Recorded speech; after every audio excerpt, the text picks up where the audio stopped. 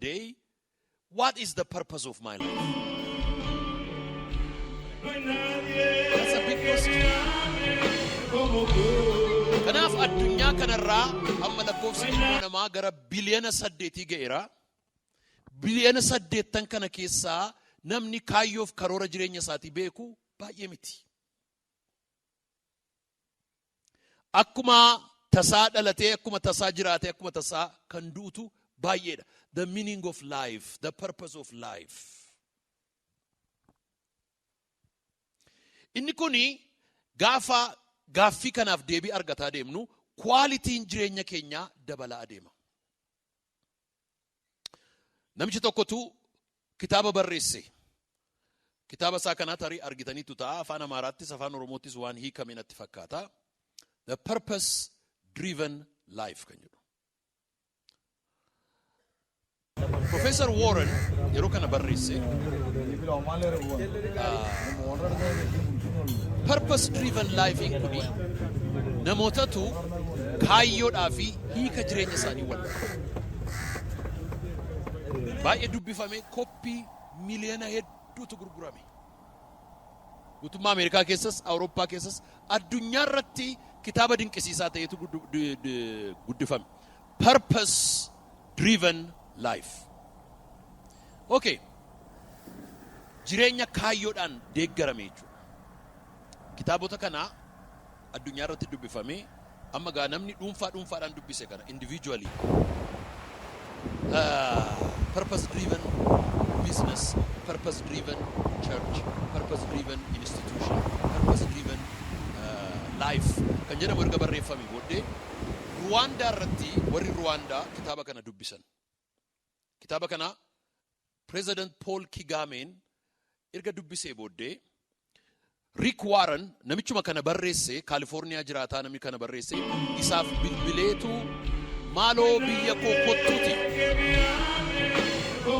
biyya koo kana naa barsiisee nation Rwandaan purpose driven nation akka isheen taatu barbaanna maaloo biyya keenya kottuuti Rwanda nu barsiisee maaliifi jennaan akkas jedhe warri Tutsi fi warri Hutu iddoo lamatti wal hiranii waan isaan wal godhan seenaa keessatti beektu.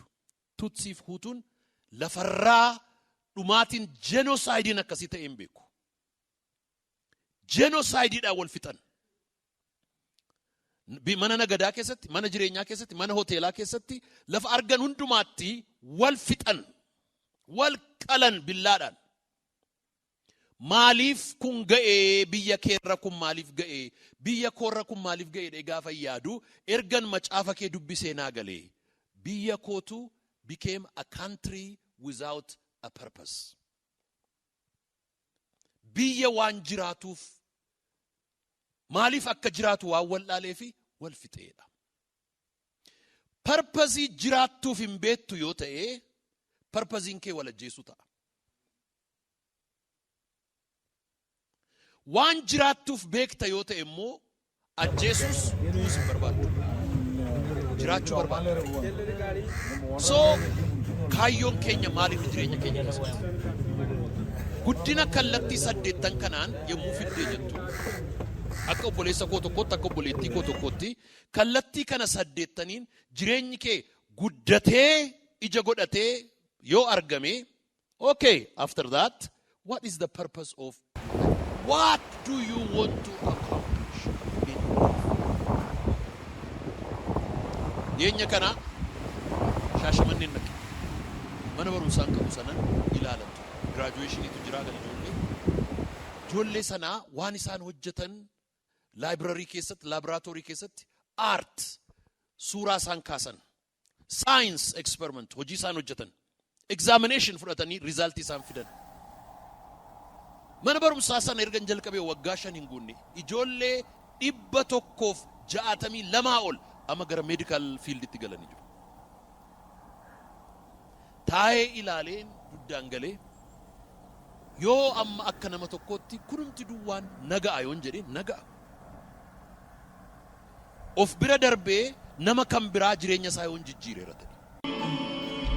Jireenyi kee akka guddatuuf jireenya nama kan biraa Purpose jechuun jireenyi kee akka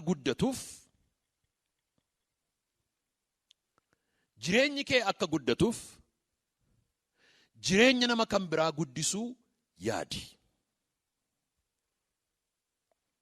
Jireenyi kee akka guddatuuf jireenya nama kan biraa guddisuu yaadi. Amma gaa kana gaafan jedhu nami tokko taa'ee maal jedhaa? Taa'ee ani ofii kootiif iyyuu jireenyi koo hin jijjiiramne attamittiin an jireenya nama kan biraa jijjiiruu yaada. Kan kooyyuu hin jijjiiramne attamittiin kan biraa jijjiiruu yaada. Waan tokkoon sitti maharra mana kana keessa taa'iitii yaadi. Mana mataa keetiin qabdu. Konkolaataa mataa keetiin qabdu. Horii baay'ee kan mataa keetii hin qabdu ta'a. Garuu taa'iitii attamittiin an nama baay'eedhaaf makiinaa bituu danda'a jedhii yaadi. Attamittiin nama kan baay'eedhaaf mana ijaaruu danda'a jedhii yaadi. Attamittiin an seenaa nama baay'ee jijjiiruu danda'a jedhiiti yaadi. Purpose driven jechuun of bira dabarsanii yaaduu danda'u jechuudha. How can I impact somebody else's life? Purpose is bigger than effort. Purpose is bigger than human effort. Kaayyoo jireenya keetii galmaan kan geessu humna keetii humna isa suuraa namicha kana ilaala. Purpose jechuun hiiki isaa inni kan biraan mission jechuudha. Missionii qabaachuu. Tal'ikoo isa jedhaman yookiin immoo ergama hundumaa isaa caalaa buruqsee kan lafa namaa kaa'u afaan Oromoo isaati. Tal'ikoo caalaas, missionii caalaas, purpose caalaas lafa kan namaa kaa'u kan ibsu ergama. Mee ergama jedhaa. Ani jedhame ergaman qaba. Sirriidhaa kun? Sirriidhaa ergama qabdaa? Okay, hirkadhuutii mee jedhigaa. Ani jedhame ergaman qaba. That means I have a purpose. Ani kaayyoon qaba jechuudha. Purposein qaba jechaa jirta. Ergamni kee kun eessaa dhufa? Jecha ergamaa jedhamu kanaa yoo fudhannee ilaallee ergaan jira, ergamaan jira jechuudha. Kan ati adeemtu filannoof fo'annaa barbaadaaf fedha keetiin miti. Ergamtee deemaa jirta. You are sent. There is a bigger force. There is a bigger power. There is a bigger plan behind you. Ergaa kan si ergetu jira, kan si darbatetu jira dudduuba keeti. Takka isa shakkuudhaan karaa irratti kachachallee hafna malee ergama qabna. Ergama qabna. iPhone kan uume Apple company kana kan uume abjuun Steve Jobs maal ture? How can we put computer on every desk in the United States? Attamittiin computerii xarabeezaa nama hundumaa irra kaa'uu dandeenya. Mana hin qabu, mana mataasaa, mana haadha isaa keessa jiraata. Mana haadha isaa keessa jiraata. Garaajii harmee isaa keessatti boroo harmee isaa irratti hojjeta. Garuu abjuun inni qabu mana harmee isaa gararraadha. Maal abjuun isaa? How can we put computer on every desk? Har'a jireenya nama baay'ee amma teknoolojii isaa kanatti yeroo itti waa'ee baanu akka inni itti nu gargaaru, akka inni itti nu eebbisu, akka inni itti nu gammachiisu, harka keenya wajjin waan walitti maxxanu. Jireenya namaa teknoolojii ergama waa hojjechuudhaaf ati ergamteetta. Ergama sana argachuudha magaaffiin jiru. Amma gaa mission inni jedhu kuni misiyoo jecha jedhu irraa dhufe laatiniinsa ergamaadha jechuudha. Ergamteetta jechuudha. Namni tokko garuu akka namicha kanaati. Ergamteetta ittiin jedhu boquusaa waliin qabatu.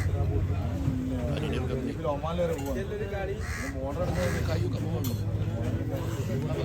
Amaneeraa namicha. Roo ilaaltan. Isa kana gaa amma kanan isinitti dubbataa jiru. No, jireenya amma jiraataa jirtu gararraa, hojii amma hojjetaa jirtu gararraa, fiigicha amma fiigaa jirtu gararraa, yaalii amma yaalaa jirtu gararraatti kaayyoon sirra jira. Ol jedhii isin jechuusaati. Boquu kee ol qabadhuudha. Okay. Lammaffaa kan biraan immoo mission comes from the Latin word missio. Namicha kana immoo yoo fudhattanii ilaaltan maal godhaayiraa namni hundumtuu ati ergamteetta ittiin jedhaa waan gammadee isinitti fakkaata namichi kun maal irratti argitu fuula isaa irratti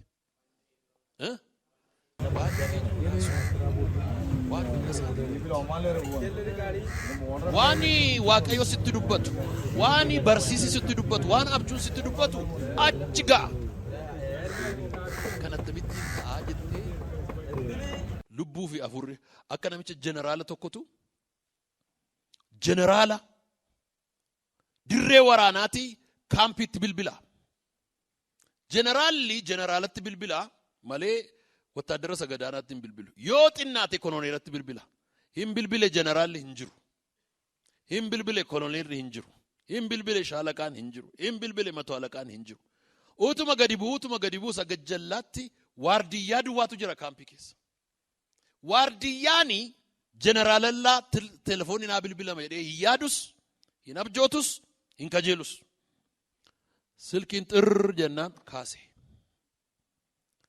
hello jennaan hello eenyuun jedha eenyu jennaan jeneraala baluuti jennaan kun humna kootii ol jedhee lafa kaa'e silkii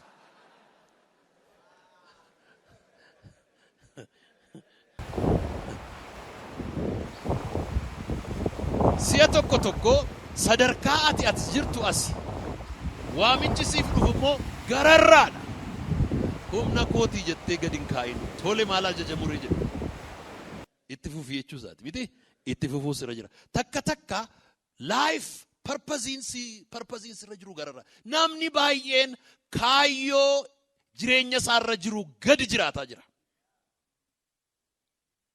kaayyoo jireenya isaarra jiru gadi jiraataa yeroo hooggantoonni Oromoo dur abjuu kaatanii Oromiyaa jedhanii sararanii lafaa ka'an wanta tokko jiru. Naa fakkeenyaa fi Baaroo Tumsaa faarmaasii barate. Faarmaasii barate akkuma fixeeni seera biyya faarmaasii Itoophiyaa kana barreesse bara Haile Sillaasee dhumaa Haile Sillaasee. Kana booddee bakka erga seerri isaa ba'ee laayisansii kana kennu warra faarmaasii. Laayisansii faarmaasii kennamu jennaan Oromoodhuma jiru hundumaa xaragee faarmaasii laayisansiitti kenne direesariitti narsiitti akka jirutti erga direesarii erga laayisansiin faca'ee dhumee Oromoon biyya keessa tamsa'ee faarmaasii dhaabbatee booddee mootummaan Haile Sillaasee irra baaqe. Kana booddee jalqaba maal godhan Baaroo Tumsaa nama jedhamu baasaa hojii keessaa jedhan. Fixeera wanni hojii isaa fixee seera isaa baasee biyya faarmaasiisti godhee ba'e hojii keessaa ba'e. Kun akkamittiin hojii keessaa ba'aa hojiitti deebi'uu jedhanii lubi guddinaa Tumsaa faa Baaroo Tumsaa hojiitti deebisaa jedhanii jaarsummaa Haile Sillaaseetti ergani. Minnaa'u jaachi Amaanuel Feetu jaachi namni abbaan himmalas Oromoo በሙሉ ፋርማሲስት አድርጎ እንዴት ወደ ስራ ይመለሳል? ይባረራል፣ ይቀጣል ጀደኒ ይምባሰኒ ከነ ቦዴ ዱፈኒት መኒ ማሊፍ በነባሰኒ እናኒ ኦሮሞ ፋርማሲስቲ ጎቴ ጀናኒ ሆስፒታላው ሳንቱ ቀበቴ ፋርማሲ መለያ ቀበቱ ጀደኒ ሄደ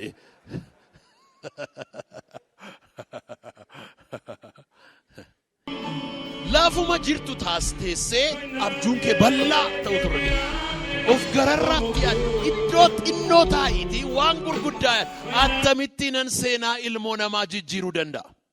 Namoonni seenaa ilmoo namaa jijjiiran namoota gurguddaa ta'anii miti. Xinnoo ta'anii kaayyoo gurguddaa waan yaadaniif.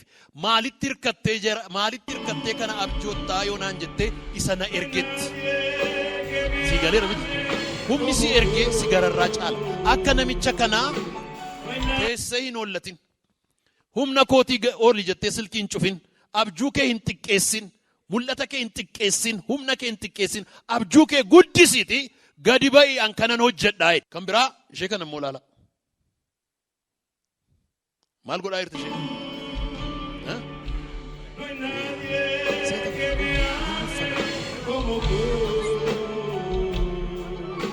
itti lallabamaa itti raajamaa hin barsiifamaa hin geggeeffamaa yuunivarsiitii galaa utuma jedhu dhaga'uun barbaadu hin nufa over itti ta'a. Inni kunoo deebii kenneera inni kun ani jedhaa karabaata bitadheera Ani shamisi bitadhe. Kanaaf isa kana caalaa hojjechuudhaafi barbaadu ishee warri Amaaraa goomman baxeenaa jedhan. Isheen hin taatu. Maaliif? Coomaa baxeenaa lamiin hin ta'u. Maaliif hin ta'u? Cuukkoo baxeenaa maaliif hin ta'u? Kanaaf isaa ol ta'u turre jira. Nageessii miti. Nama tokkotu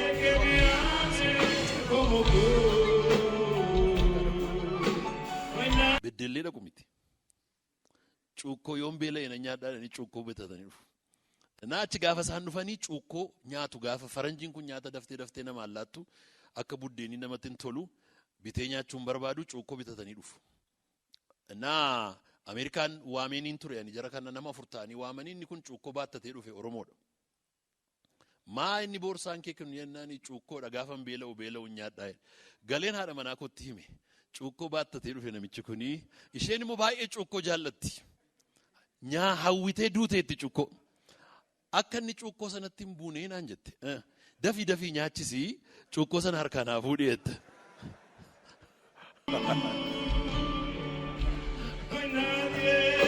Ganama ciree nyaachisa, isnaakii nyaachisa, bisaan nyaachisa, maaloon nyaachisa. Dhumarra ga'eetu maalan godha cuukkoo kanaa jedhe.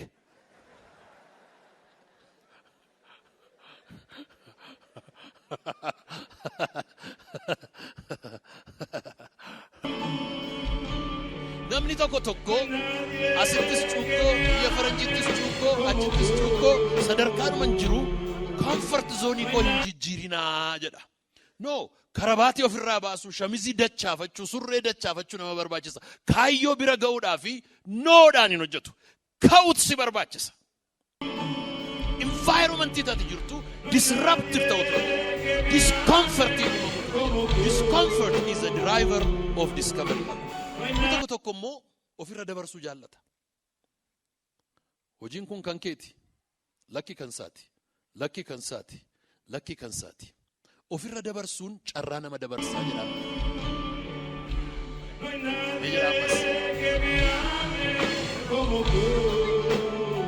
Carraa sitti dhufee, hojii sitti dhufee ofirra hin dabarsin. Haa xiqqaatu, haa guddatu, capitalize on every opportunity that comes your way. Inumaa namicha gammadaa kanadha. Maal sitti agarsiisa? Ila carraa ati argatte tokkoof namoota qophaa'an 4tu si dudduuba jira. Barcuma ati har'arra taa'aa jirtu kanaaf barcuma sana kan barbaadan namoota 4tu si dudduuba. Yoo ati diddee sattaanutu dhufee jireenya kee keessatti iddoo hojjettu keessatti namni hamma koo ga'uu hin jiru jettee yaadin. Iddoo tamma jirtu qabachuudhaaf kan qophaa'e nama meeqatu jira? Qophaa'e boorsaa baate. Therefore, carraa siif kenname irratti capitalize gochuun that is the purpose of our life. Okay. Attamittiinan kaayyoo jireenya kooti argadha. Isa jedhu gaaffii 4tu jira isaaf deebii kennina. Kaayyoo kana how do I discover my purpose? Ni jalqaba. Ergama jireenya kooti amma biroo mootummaa kamiyyuu yoo jettan ergamni keenya kana, ergamni keenya kana. This is our vision, this is our mission jedhanii lafa kaa'u. Mul'anni keenya kana, ergamni keenya kana. Okay. Ergama kana eenyutu natti kenne? Who sent me? Gaaffii kanaafi namoonni deebii adda addaa kennu. Eenyusi erge? Akkati Oromiyaa irratti bara kana dhalattu, jaarraa kana keessa, sirna kana keessa, mootummaa kana keessa, naannoo kana keessa, environmentii kana keessatti akkati dhalatte argamtu eenyutu si erge? Who sent you? Inni tokko yaadi isaa fagoo waan hin taaneefi abbaa kootu na erge jechuu danda'a. Haadha kootu na erge jechuu danda'a. Eenyutu si erge? Mootummaan na erge, charchiin na erge, biizinasiin na erge, mana barumsaatu na erge. kaayyoon kee hammasa si ergee ga'a. Amma embassy 90 oltu jira Addis Ababa kana keessa. Embassy 90 oltu jira. Waajjira embassy, dallaa embassy, humna embassy sun embassy sun amma eenyu ga'a. Amma mootummaa isa ergee. Burkina Fasonis embassy qaba. Ingiliziinis embassy qaba. Israa'elis embassy qaba. Jibuutiinis embassy qaba. Ameerikaanis embassy qaba. Yeroo bira ooftan isa tokko mana namaa iyyuu fakkaata. Isa tokko itti galagalanii sodaachisa. Maaliif hammam ga'a? Hammasa isa ergee miti? Ati hammati geessu hamma kee geessa miti. Hamma eenyu geessa?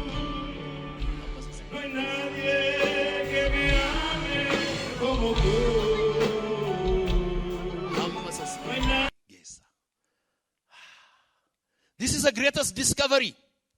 Yoo akka kana taate ambaasaaddarri Ameerikaa amma kan jirtu dubartiidha. Ambaasaaddartiini as jirtu kun kan isheen faaliftee jiraattuu fi dubartii addaa taatee miti. Yeroo adda addaa wal argina ishee wajjin. Dubartii addaa taatee miti. Garuu isa ishee ergetu cimaadha. Kanaaf waggaa dhufutti gaafa galtu akkan waggaa haaraa kana ga'u, akkan carraa kana ga'u, akkan fayyaa kana qabaadhu, akkan hojii kana hojjedhu fi humni na erge guddaan tokko na duuba jira. An amma eenyuun ga'a? Hamma sana erge. Ammallee paaspoortii Ameerikaatiin hin jiraadhaa.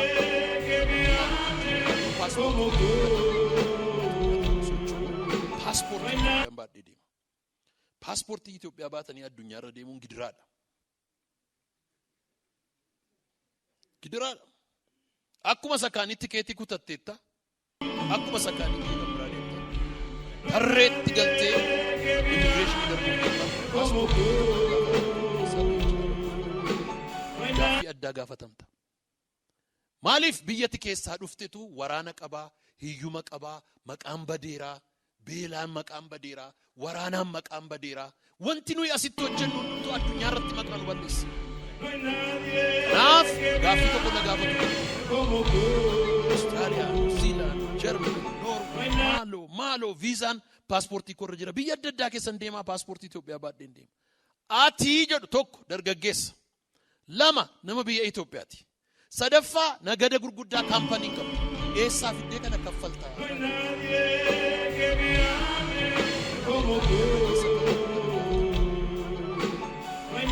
Inni Jarmanii kanan gaafatamu. Anaan garuu kana na gaafatu. Maaliif? Biyyan keessaa dhufetu waan an hojjedhu wajjin waliin fakkaatu.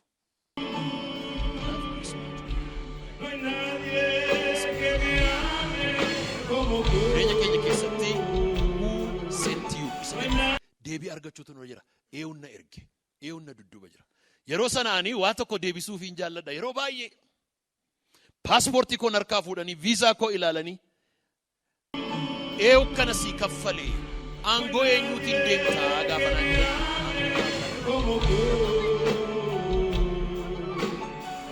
Aangoo waaqaatiin. Very good. Number two. Eessatti ergamte? Inni jedhu baay'ee barbaachisaadha. Eessatti na erge? Where? Isa kanarratti jireenya keenya keessatti of daangessuun nurra hin jiru.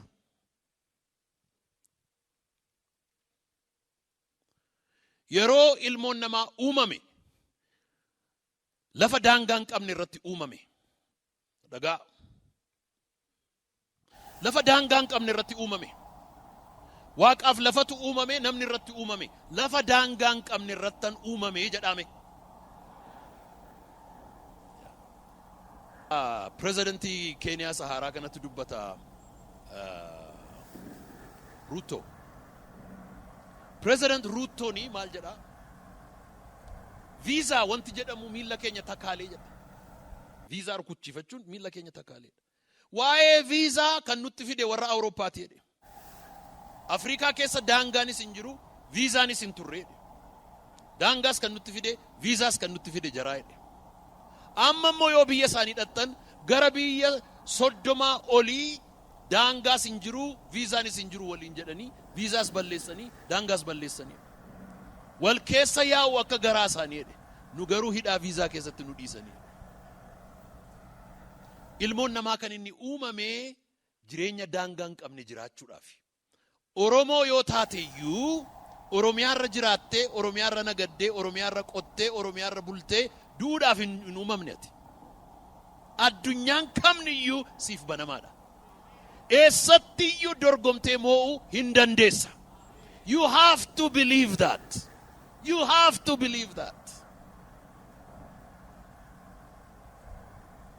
Kanaaf eessattan ergame isa jedhu booddee kana deebisanii kapitalizimii keessatti maal fidanii multinational corporations. Multinational corporationota biyya baay'ee keessatti jiru. Corporationota daangaa hin qabne, har'a corporationota daangaa hin qabne baay'ee kan isin dinquu kaampaniin tokko jira. Kana dhoksaa kanan isin. Kaampaniin kun DoorDash jedhama. DoorDash kuni akkuma app barbaadan asirra kaa'attu. Appiin kuni DoorDash jedhama. DoorDash kana Ameerikaa keessatti hojjeta. Inni Ameerikaa keessatti yookiin bargarii yookiin shorbaa hawwi tokko gadi ba'ee bitachuudhaaf yeroo tokko mana taa'ee bitachuu isheetti bu'ee waan barbaadu bargarii tokko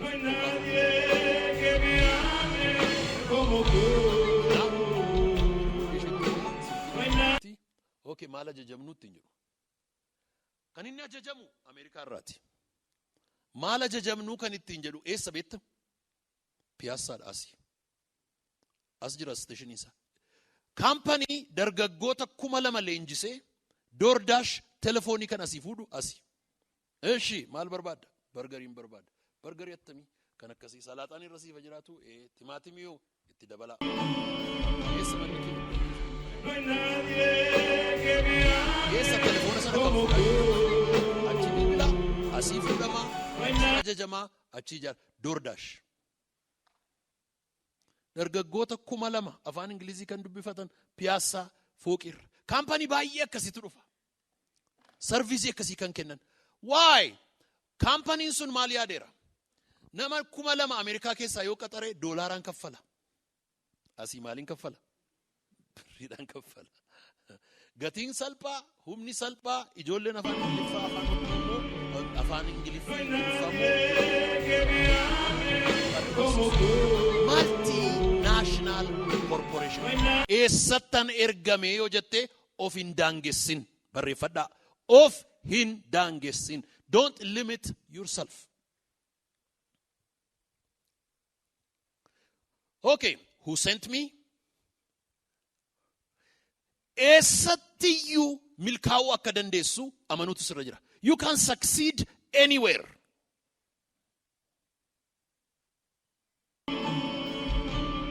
You can succeed anywhere. Keenya kana Dubaay keessatti moolisa guddaa Dubaay mool.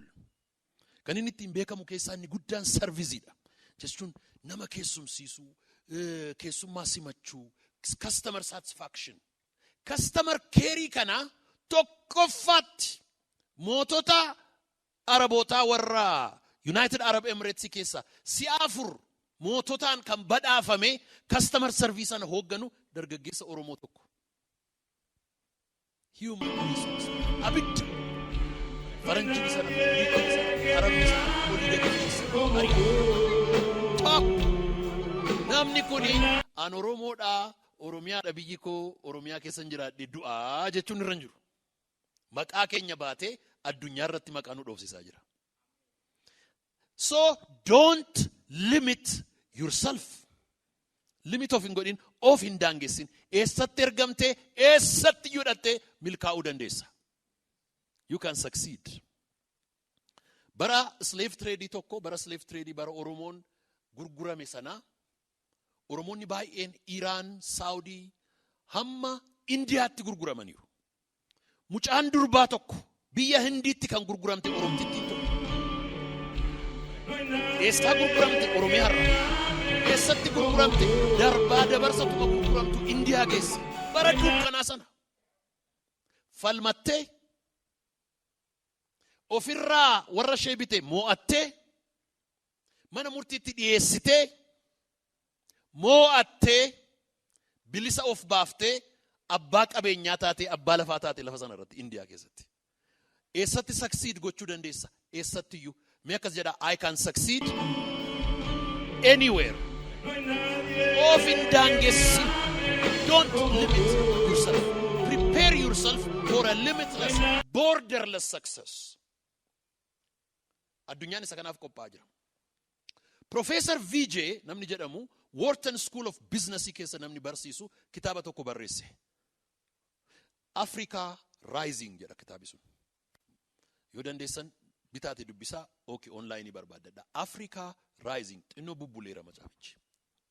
Namni kuni Africa Rising kana yeroo barreesse waa'ee Africa barreesse. Africa kana keessa biyya meeqatu jira? 54. Waa'ee biyya 54 dhimma isaan qabun. He doesn't care. Kenya, Djibouti, ምናምን dhimma isaa miti. Keessaayyuu samma dhaloonni itti rakkatu Kukkuyyuu, Luo, Oromoo, Amhaaraa, Tigiree, Maaloo isa jedhaman kanas dhimma isaa miti. Afrikaa iddoo sadiitti hire. Afrikaa 1, Afrikaa 2, Afrikaa 3. Afrikaa 1 ini warra billionaire Afrikaa, the top economic level. $1 billion and above, multi-million dollar and above warra qaban Afrikaa 1 ittiin jedhe. Afrikaa 2 warra middle class itti qabe. Afrikaa 2 warra middle class itti qabe. Warra villa qaban, konkolaataa qaban, company qaban, xinnoo ishee warshaa qaban, warra xinnoo fooyya'anii nama 100, nama 50, nama 200 qaxaruu danda'an. Isaan Afrikaa 2. Africa 3, the majority kan arge.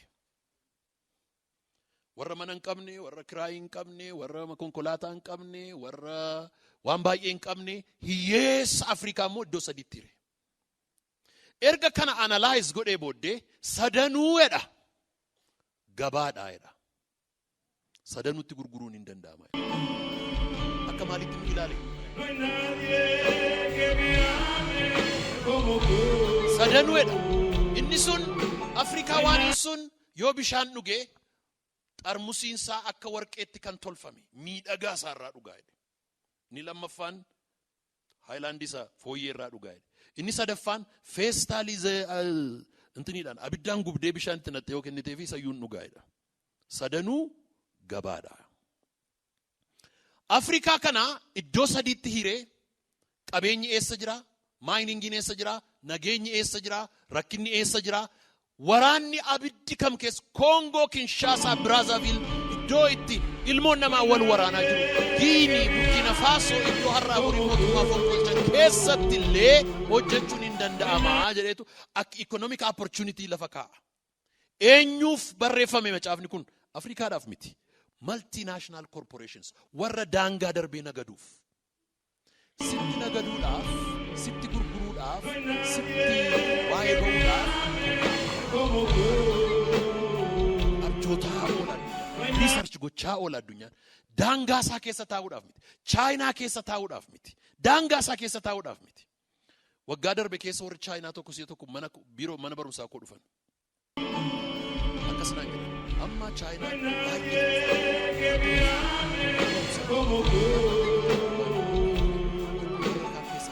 mana barumsaa Chaayinaa duwwaa nuu godhii naan jedhan.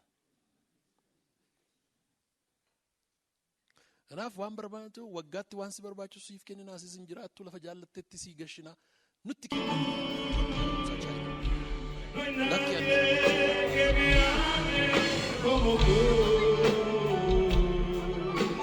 maaliif daangaa bal'ifataa hojii bal'ifataa adeemuun abjuu ilmoo namaati. Ilmoo namaati.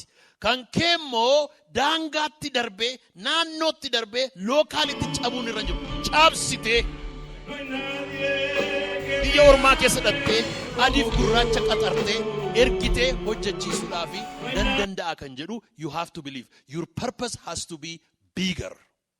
Point number 3. Where are you? What are you sent to do or accomplish? Purpose in sadafan. Kanan ergame maal hojjechuudhaaf. What? Maalan hojjedha. Maalan hojjedha. What do I do? What can I do? What? Maalifan ergamen? Maal hojjechuudhaafan ergamen? Harki keenya kun waa hojjechuudhaaf uumame. What? Maal hojjechuudhaaf uumame? Harki koo kun maal hojjechuudhaaf uumame? Sammuun koo maal yaaduudhaaf uumame? What am I called to do? If you don't know that, then you are going to suffer in the hand of somebody else. Okay? Ergani gaaffii sadaffaadhaaf deebii argadhee maal akkan hojjedhu ergan baradhee sadaffar arfaffaarratti maaltu dhufa attamitti isa jedhuufan of barsiisutti kaaga attamitti. How? Attamitti. Then you start to prepare. Then you start to train. You leenjii dhaga barnoota. How are you going to accomplish that? Attamittiin danda'ama. How do I do that? Attamittiin an godha. How are you going to accomplish that? Last, when are you going to accomplish? And say mission or purpose accomplished.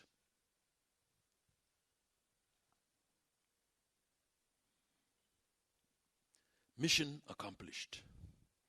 Kayo jireenya kooti, abjuu jireenya kooti, dheebuu jireenya kooti, beela jireenya kooti, galmaan ga'ee fixee xumuree raawwadheera.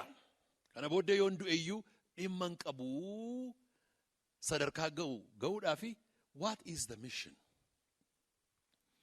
Yeroo mootummaan Ameerikaa Liibiyaa irratti waraana labse, waraana sana itti dhiyeenyaan baay'een hordofaa ture. Pirezidantiin bara sana ture Obaamaan. Muammar Gaddaafii irratti waraana hin labsaa jedhee namni yaadde. Maaliif Gaddaafiin deeggaraa mirga gurraachaa, deeggaraa warri gurraachaa Afrikaan akka dhimmoo barbaada ture. Kanaaf Pireezidant Baraak Obaamaan erga pirezidantii ta'ee Afrikaa irratti garaa jabaatee waraana labsaa jedhee namni yaadin ture. Garuu Liibiyaa irratti warri Awurooppaas warri isa dudduuba jiranis abidduma ta'anii namicha jibbanii namichuma kana ajjeesuun nurra jira. Gaddaafiinis isa dura dhaqee United Nations irratti isaan arrabse. UN dhaqee Gaddaafiin New Yorkin dhaqee akka warra kaanii hoteelan bulu. Guuree deema asii. Dunkaana guuree deema. Akkama nama biyya Arabaa jirutti dunkaana ijaara New York walakkaatti. Warra isa eegan immoo dhiira fudhatee dubartoota warra komaandoo gurguddaa fudhatee deema. Of jaja biyya sana keessatti. Kana booddee ka'ee waan gabaabaa dubbadhuu jennaan ka'ee United Nations irratti daqiiqaa 91 dubbate. Waraqaa Constitution ciree gate. Taa'anii tugaa namittii kana balleessuun nurra jira jedhanii yaadan. Itti xaxanii asiin ka'anii warra biyya keessaas itti kaasanii warra biyya alaas itti kaasanii jeetti Ameerikaatti boobaasanii. Tuman mana jireenyaasaa, tuman dirree xiyyaaraasaa, tuman ajajaan waraanaa Ameerikaa inni achi jiru waan natti himtan hundumaa hojjedheeraa. Kana booddee maal godhee? What is the mission jedhe. What is the mission? Maayinni mishiniin keenya? Namicha kana ajjeesuudha moo? Mootummaa isaa galagalchuudha moo? Biyya isaa gubuudha moo? Mootummaa haaraa achirra dhaabuudha moo? What is the mission jedhe. Gaaffii sana baay'ee na dinqatu. CNN irra deebi'ee President Barack Obamaanii waraana sana without a clear mission jalqabee. Jireenya kee keessatti waa tokkotti gaafa gubbaatu what is the mission? Birrii argachuudha? Jireenya namaa jijjiiruudha? Muuxannoo irraa argachuudha? aangoo qabaachuudha.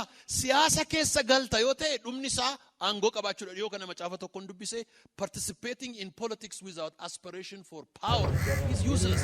Aangoo qabattee seenaa biyyaa jijjiiruu hin barbaaddu yoo ta'e siyaasa keessatti hin hirmaatu. You are wasting your time.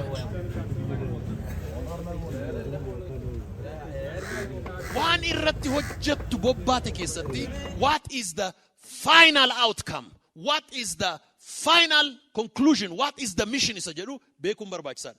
Erga what is the mission barree how do we get there? Attamittiin goona.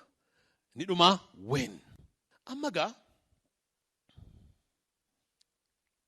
namichi inni asii ka'ee as ga'uu barbaadu purpose isaa bira ga'uu barbaadu akka nama konkolaataa oofit. Biyya kanallee namni badaa seera isaa hin eegu malee karaatti yeroo bobbaatan sararatu jira. Miti sararatu jira. Sararri sun maaliif bobba'e? Maaliif kenname? Maal jechuudha?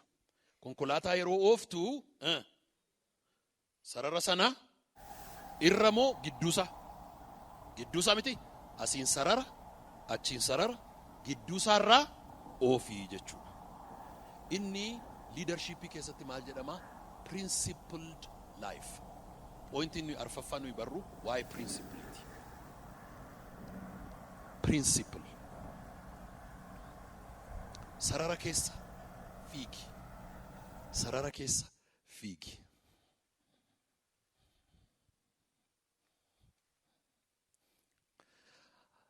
Akkuma sila siniin jedhee biyya Norway irratti walga'ii qophaa'e sana keessaa namoota dhufan keessaa tokko atleet Daraartuu Tulluu turte. Naa achi keessatti namoota argee Daraartuu Tulluu si'a jalqabaatiif Norway iddoo sanatti argee dhaqeen ishee bira taa'e. Wal baruus waan an barbaaduuf baay'ee waan isheen jaalladhuuf. Tuma teenyee haasofnu Daraartuun jedhe. Fiigicha dheeraa kana namni fiigee attamittiin moo'ataan jedhe. Nama mee waa tokkotti milkaa'e gaafa argitan attamittiin akka milkaa'e gaafa argitan. Isin gaafadhu jedhani. Bu'aa gaariitti beektu bu'aati gaafadhu jedhani. Cimsii gaafadhu jedhani cimsate. Yoo suuraa baratta carraa gaafadhu. Daraartuu argee cimsee gaafadhu. Namni